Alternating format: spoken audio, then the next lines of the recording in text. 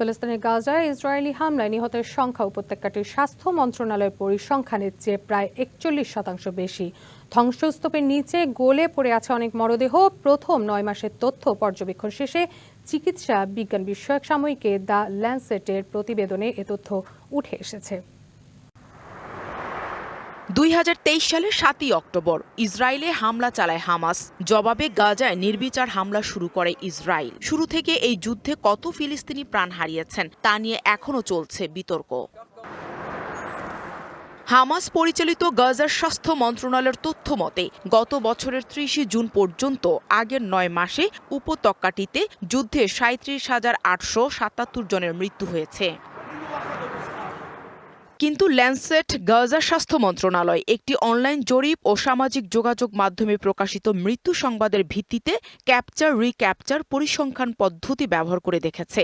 যুদ্ধের প্রথম 9 মাসে গাজায় প্রায় 55,298 থেকে 78,525 জন ফিলিস্তিনি নিহত হয়েছেন।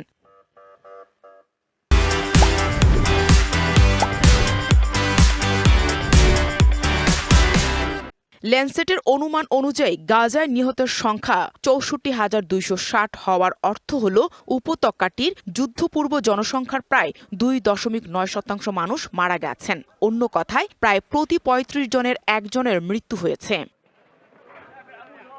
গাজায় নিহত নিয়ে এই গবেষণা চালিয়েছে যুক্তরাজ্য ভিত্তিক গবেষকদের একটি দল। গবেষণায় দেখা গেছে নিহতদের মধ্যে নারী, শিশু ও বয়স্ক মানুষ 59%। এদিকে গাজা যুদ্ধ এরই মধ্যে 15 মাস পূর্ণ হয়েছে।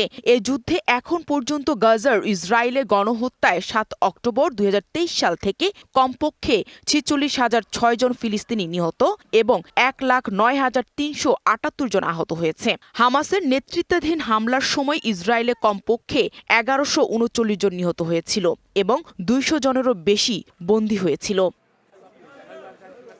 Nahida Rinthi, DBC news desk.